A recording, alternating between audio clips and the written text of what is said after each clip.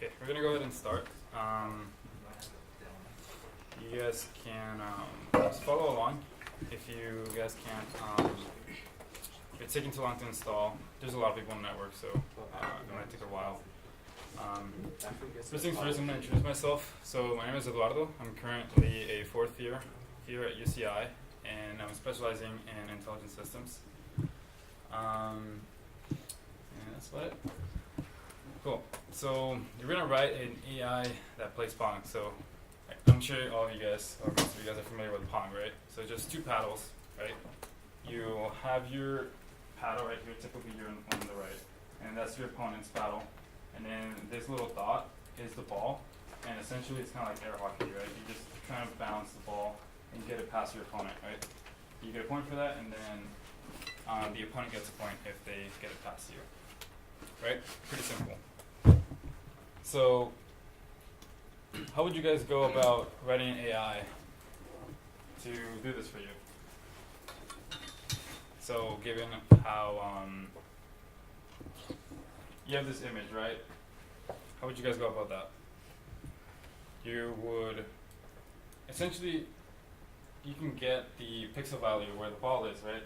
And then do some math and just know if you want to go up or right, up or down, right? That's pretty much it. If you have the pixel values for your image. So that's it. I guess we're done. Just kidding. We don't want to do this way, right? We want to take a more purist approach. So how would a human do this, right? A human just see the paddle. They don't know exactly the X and Y position of the ball, right? They just know that, oh, it's going this trajectory, so it might want to go down or up. So we're going to use, to simulate this game, we're going to use OpenAI. So OpenAI has this gym framework that you can create different environments, and one of them is Pong. So it essentially creates the environment, and when you call the environment at reset, you get a frame from that environment, right? And then it's essentially just an image, right? So you have a flat image with your RGB color channels. So then we want to take a more purist approach, right? Essentially, how do we write an agent or a system that takes that image and learns the mapping of certain game scenarios to whether it wants to move the paddle up or down, right? So essentially, we could do this by writing a neural network or a policy network, which is what we're gonna do this. We're gonna do today. So essentially, we're gonna take the raw pixels, right, and then we're gonna compute the weighted sum with their hidden values in order to recognize like certain game scenarios, and then we're going to decide, learn to recognize those scenarios, and then map those scenarios to whether you want to move up or down. Does that make sense? Cool. So first things first, we want to do some pre-processing, right? Because there's a lot of information in this image that we don't care about. It's not useful for our agents to know, right? We don't care about the score. The current score is not really useful for deciding whether we want to go up or down, right? Only the position of the ball. So first we're going to get rid of that, right? And also the position of the opponent's paddle is also not useful. There's no information that we might want to use. So we're just going to get rid of that, right? Otherwise it's going to just add noise. So we're going to crop it. It's essentially just going to get rid of the opponent's side, right? And then we're going to downsample, which means we're just messing with the resolution so we have less pixels, right? We're going to erase the background because we don't need this orange background thing. And then everything else, like the paddle, our paddle, and the ball, we're going to set it to 1. and then we're going to flatten it because our neural network takes a flat array as input. Oh, please don't.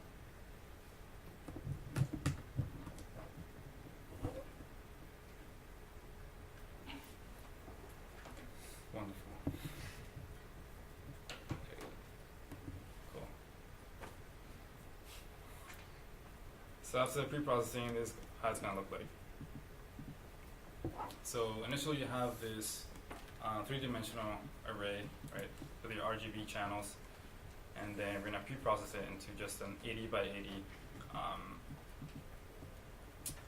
picture, and then we're going to flatten it. But if you want to show it, this is essentially what a neural network is going to look like, right? And this is really all the information that you need to make a decision, right? This is the most useful information. So, yeah, and this is just print out the array so you guys can see it's just an array of a 2D array of values. Okay. Are you guys familiar with the concept of supervised learning?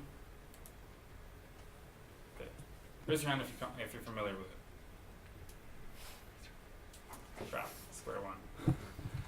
Okay, so supervised learning, essentially, you get a bunch of labeled data.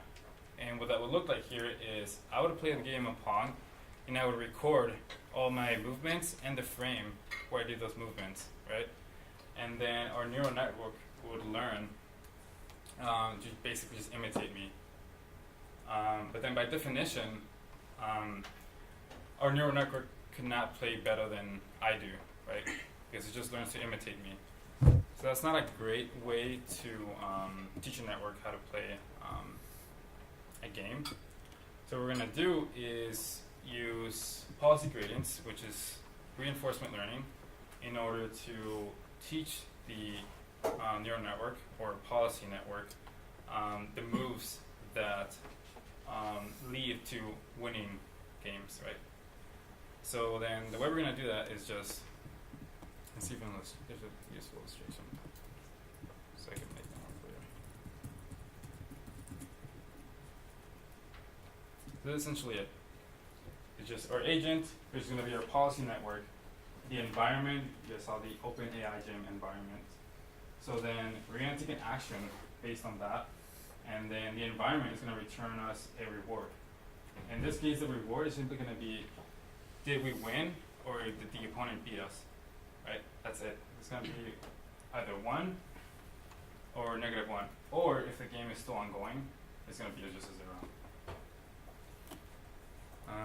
Is that clear? Cool. So, okay. So again, it's a branch of machine learning concerned with taking sequences of actions, usually described in terms of an agent interacting with a previously unknown environment, and essentially it's working to maximize its cumulative reward. So, how should I phrase this? So how's that going to look like, right? So we have our environment, right? We have our policy network, and we're going to initialize those values to be random at first, right? We're going to sample this from uniform distribution, and then we're going to normalize them. And then, so essentially, what do you guys think our agent is going to look like at the beginning? Just moving randomly? Yeah, it's like 5-year-olds just spamming around the keys, right? Because it's not going to know, there's no pattern that it knows. It's just going to be spamming everywhere. So then how do we take those actions and try to improve our network based on that, right? We don't know if the action that we're going to take is going to lead us, is good or bad, right? Because we don't have labeled data. So how are we going to know if it's good or bad? We're just going to take a look at the score at the end, right? Essentially, we're going to take a sequence of actions, up or down, and then depending on whether we won or lost at the end, we're going to make those actions that led us to to winning more likely. And the ones that led us to losing, we're going to make those less likely. And we're going to do that through a process of backpropagation and gradient descent. And I have this great video that I want to show you guys, because there's no way that I'm going to beat this guy's explanation under 5 minutes.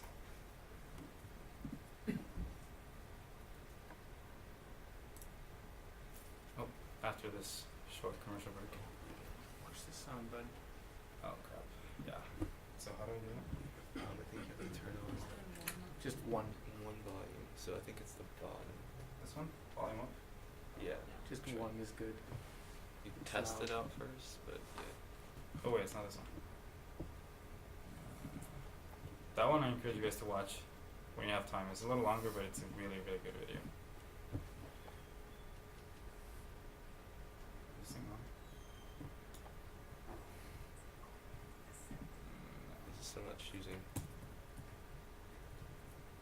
think it might be my settings.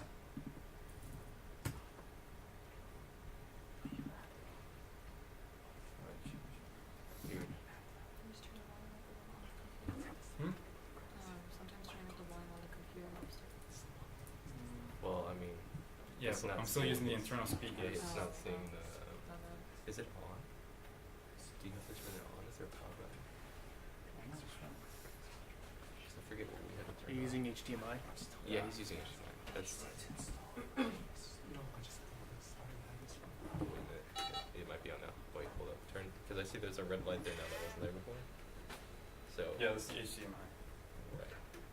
Be careful. Popular op. Nope. Oops. How was it? Just plug it in. Yeah, ours is not. Nope, I'm not showing up. See if How it's loud loud is enough. Technique. It can be Is used. that loud enough? Okay. Yeah. Cool. Let me see if this is the right spot. So yeah. Essentially, we're going to just at the beginning just take random actions, right? And then if those actions lead to a winning game, then we want to make those actions more likely, right? And the way we're going to do that, since we're using a 2-layer policy network, is through backpropagation. And yeah. Hey, we're going to learn how backpropagation works in 5 minutes. Gradient descent is a popular optimization technique and can be used in many different types of machine learning models. It's used to optimize or improve the accuracy of our model's predictions. One implementation of it that is particularly popular is for neural networks. A neural network is a learning model that can make predictions. We give it some input data. The X values represent the input and the Y values represent the expected output labels. Our network's job is to learn this mapping so that given some arbitrary input, it can correctly predict its output label. So our 3-layer neural network will first have an input layer. Each neuron represents a different row from our input data. Then it has a hidden layer. Data will flow in one direction from our input layer to our output. And the way it does this is by having weights that connect each neuron in one layer to every neuron in the next layer. We can initialize these weights as matrices with random values to start off with. We'll multiply each row of the input by each column of our weight matrix. The resulting values from this operation results in our hidden neuron values. We'll take each of those values and convert them to a probability value. That is a value between 0 and 1 by applying an activation function to it. The type we'll use in this example is a sigmoid. So each neuron receives a set of inputs, performs a dot product, and then applies an activation function to it. We'll just repeat this same process again to calculate the output prediction. We compute the dot product of the hidden layer neurons and the next weight matrix between the hidden layer and the output layer. Then we once again apply our activation function to it. This resulting value is our prediction, and this process that we just completed is called forward propagation. If we compare this to our expected output, we'll see that our prediction is incorrect. We want to find the absolute best weight values that, given any input, they would help calculate the correct output. To do this, we'll first want to calculate an error value. We want to minimize this error. If we were to create a simple graph of the error value versus some random weight from our network, it would look like this. Too small a weight value and our error is high, but too big and our error becomes high again. We want an optimal value for each weight in our network where our error is smallest. Starting at some random weight value, a step in the direction towards the minimum error. This direction is the opposite to the gradient. If we take many steps descending down the gradient, eventually the weight will find the minimum of the error. We call this process gradient descent. So how do we do this? Well, we'll need to use calculus. Let's do a little refresher on 3 terms from calculus we'll need to know. The derivative is a term that means the slope of the tangent line to a curve at a specific point. It measures the rate of change of a function. A derivative of a function, f of x, gives you another function that returns the slope of f of x at a point x. For example, the derivative of x squared is 2x. So at x equals 2, the slope is 4. A partial derivative of a function of several variables is its derivative with respect to one of those variables, with the others held constant.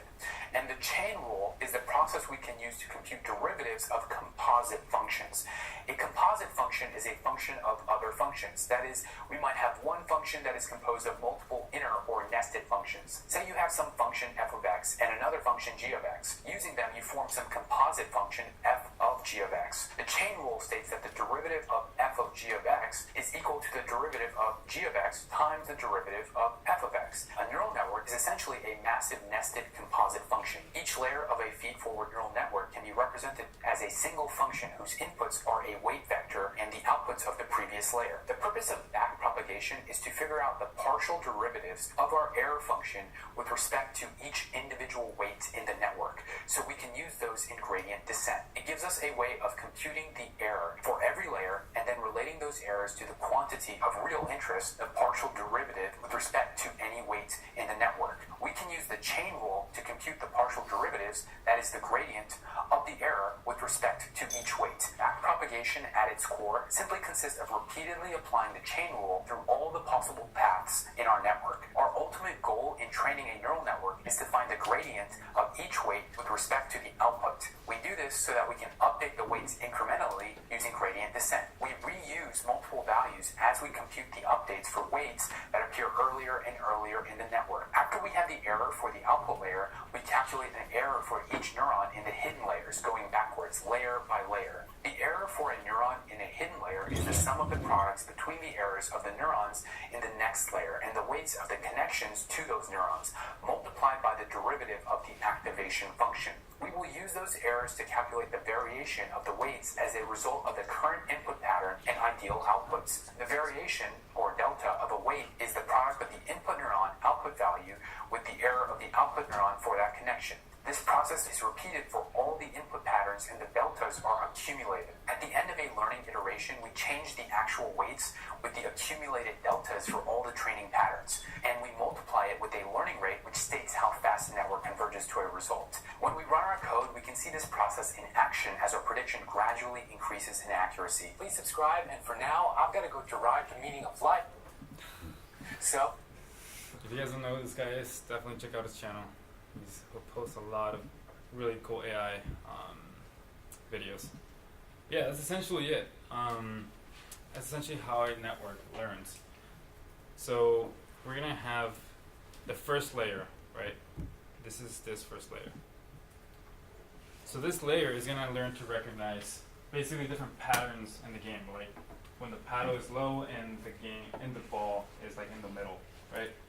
And then the second network is basically gonna output or put a weight or an importance to the activation of the hidden layer. And the activation means how much. The activation basically encodes the game scenario that our neural network recognized, right? And yeah, this is basically our gradient buffer that we're gonna use to compute backpropagation. You guys don't have to worry too much about that. And then, so yeah, I think we're ready to start working on this. Cool. So first we gotta preprocess our image, right? We gotta remove all the noise that is not useful.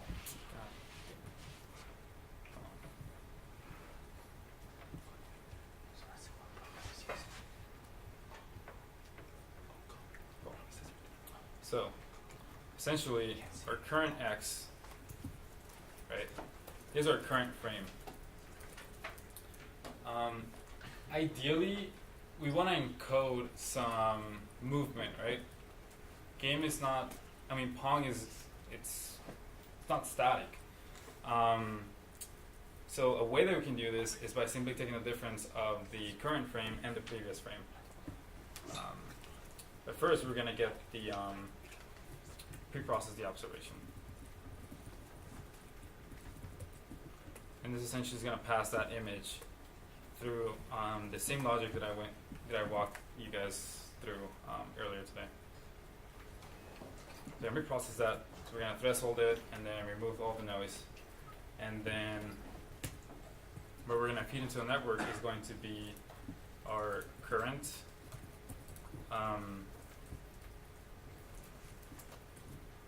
frame minus the previous one, right?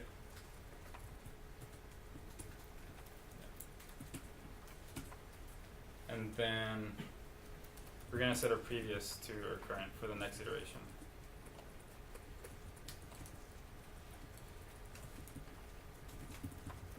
Cool. Does that make sense? You guys get what I'm doing? You guys think this is right? Don't we 100% need correct. Y too? Huh? Don't we need Y too? Y? Yeah. We flattened the array, right? Oh. So all of the, so X and Y is simply, it's just flattened. That's how we have to feed it into our neural network. Oh, I So after we flatten it, there's no X and Y anymore. It's just like the flat string of, the flat array of all the pixel values. So you guys think this is 100% correct? First person that finds one mistake gets first dibs on the pizza.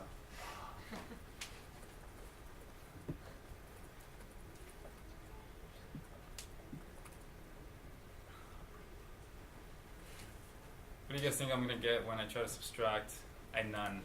An array, subtract a none from an array. Just an error message. Type error, right? Yeah. Yeah, so you just gotta account for those.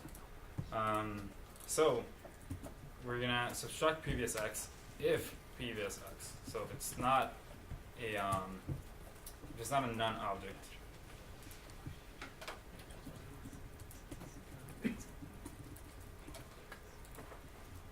Otherwise, we're gonna subtract just zeros.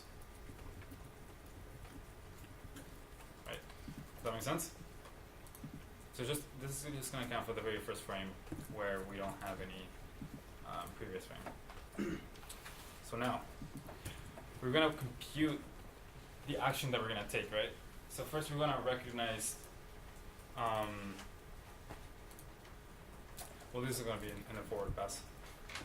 So we want to call policy forward, right? This is just our neural network. We're basically just asking our neural network to take a decision, right? We're going to give it a frame, which is just x, and then it's going to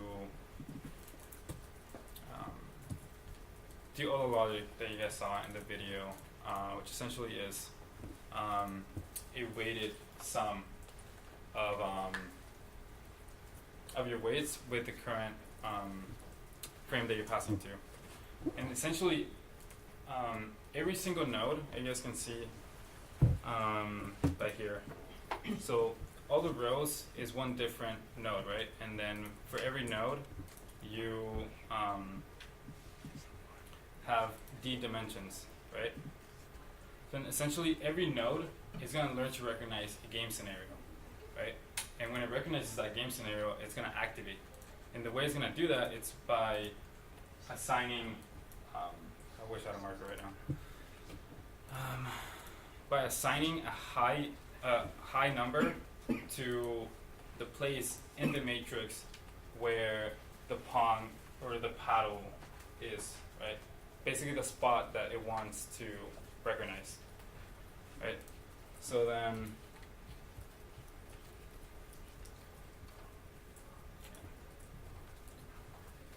so first our hidden activation is going to be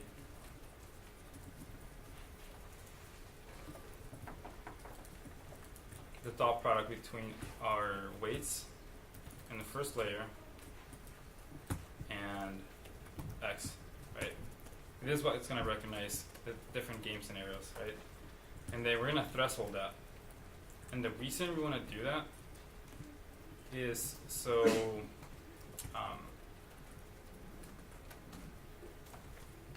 basically that's going to be our activations, right? Everything that's going to be less than 0 is going to be just zeroed out. And then everything that's greater than 0 is going to stay at its current value.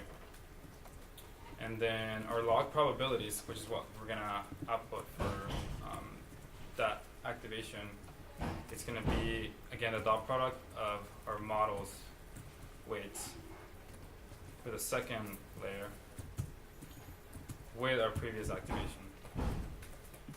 This is basically, the weights in the second layer is basically the importance that the network learned to give the activations for the previous layer, right? And then after that, we want to flatten this because we want to output a probability of moving up or down, right?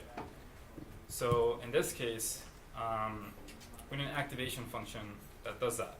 And one that does that is called sigmoid. So I'll just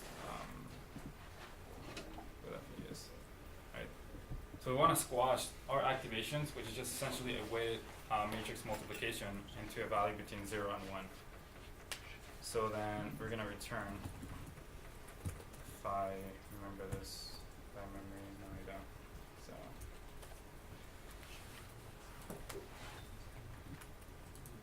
it's going to be 1 divided by 1 plus empty.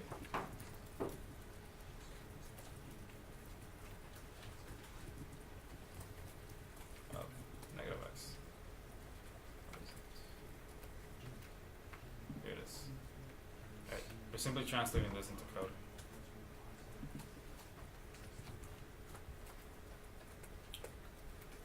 Cool. So then once we flatten it, or squash it into that probability range, then we want to return that.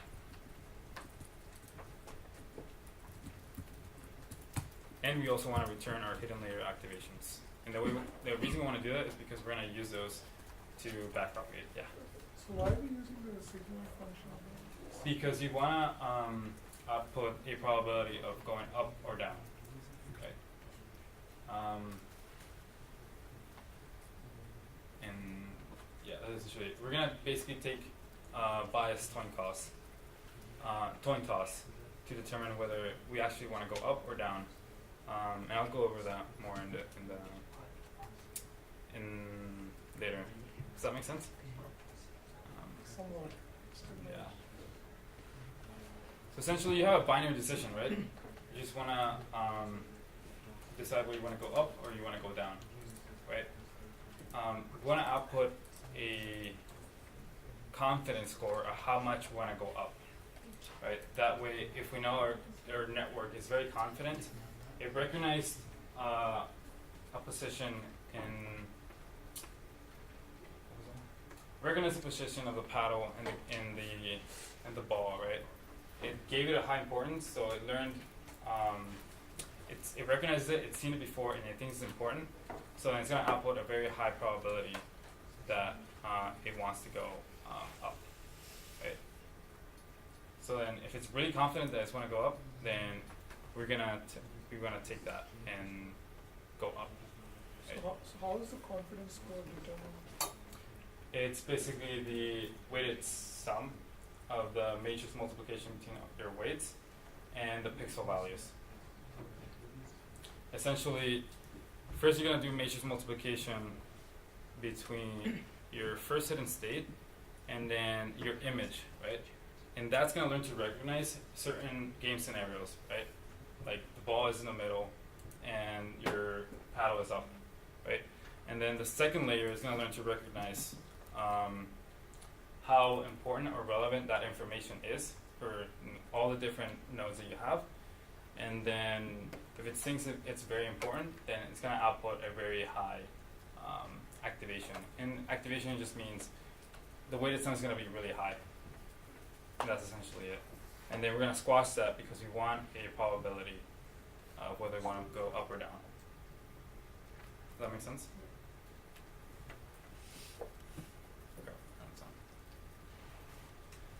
Okay, so we have our probability, and then we have our hidden state, right? And then we want to take an action based on that probability. So then action is going to be 2, and the reason it's going to be so we're not looking.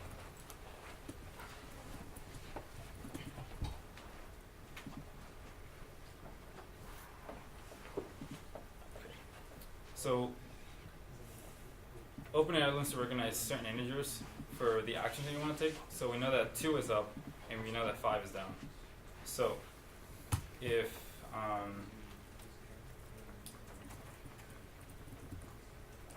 I'll go over this in a minute, but basically, if our network is really confident that it wants to go up, then we're gonna take action 2, which is just gonna go up. Otherwise,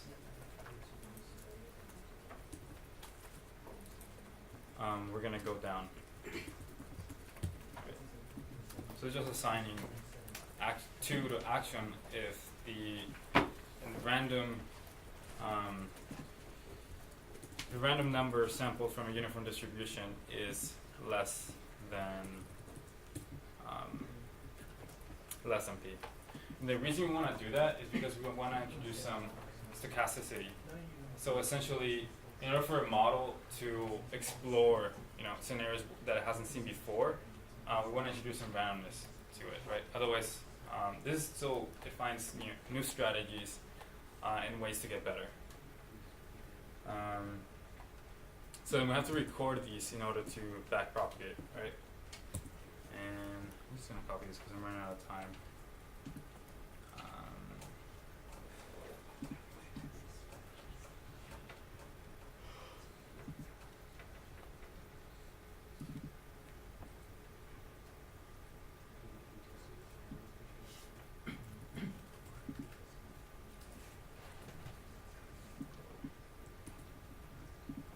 So essentially, every episode is every game frame, right? So that's X. So we want to record that to a list.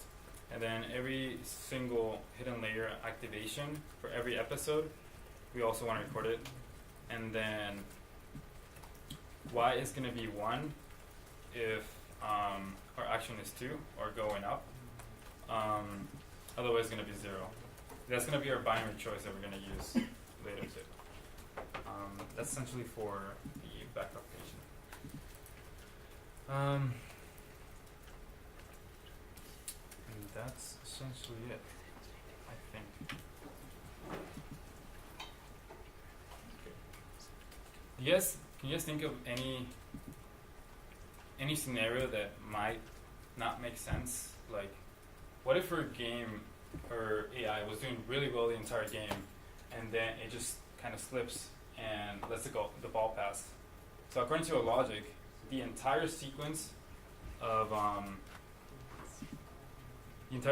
actions is gonna be penalized, right?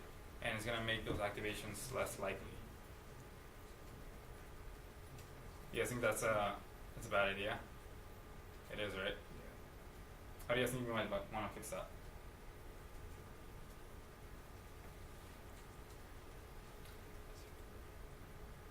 That's another lecture, but essentially, we actually don't have to worry about that. The reason is, if you take actions that make you more likely to win at the beginning, because all the frames are not independent, right? They depend on the previous frame. So if you make good actions at the beginning, you're more likely to win. So if you were to take 10 samples where you did good, like the first half, then more than likely there's going to be more scenarios where you won than when you lost. So essentially the weights are still going to be nudged in the right direction. And that's essentially it. There's one more thing that you guys might be interested in. So we want to discount the reward. And what that means is that we want to penalize or decrease in importance the rewards in the later game states. And the reason we want to do that is because we want to focus on the current state, right? Pong is a very fast-paced game. There's no strategy in it. So we just want to focus on getting good at, the very next frame. So that's essentially it. I think this should compile. No.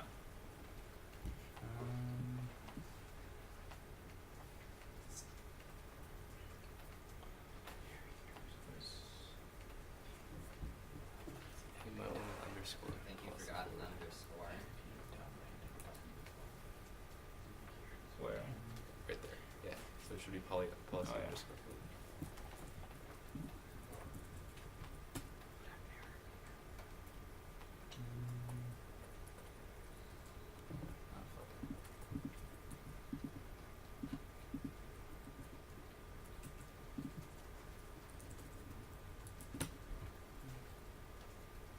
So that's essentially what it's going to look like once it starts playing.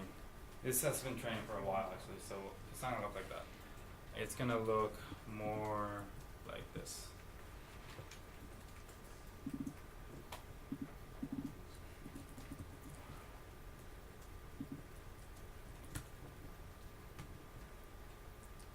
So it's going to suck at first, right? It's going to get its butt kicked.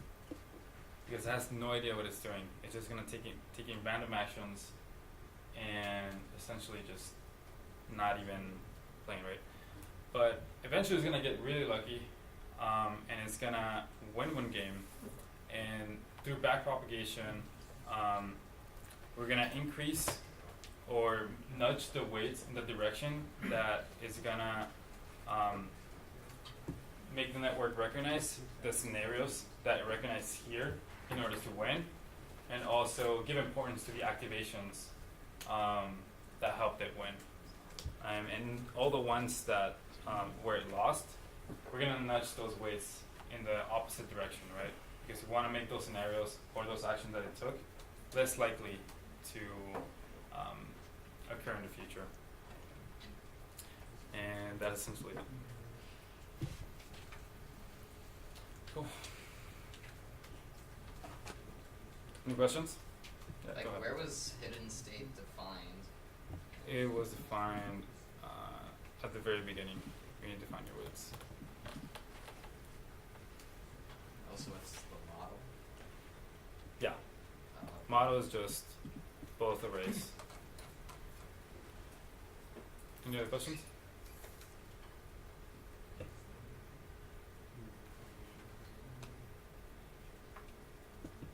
Awesome. Did you guys get it to run?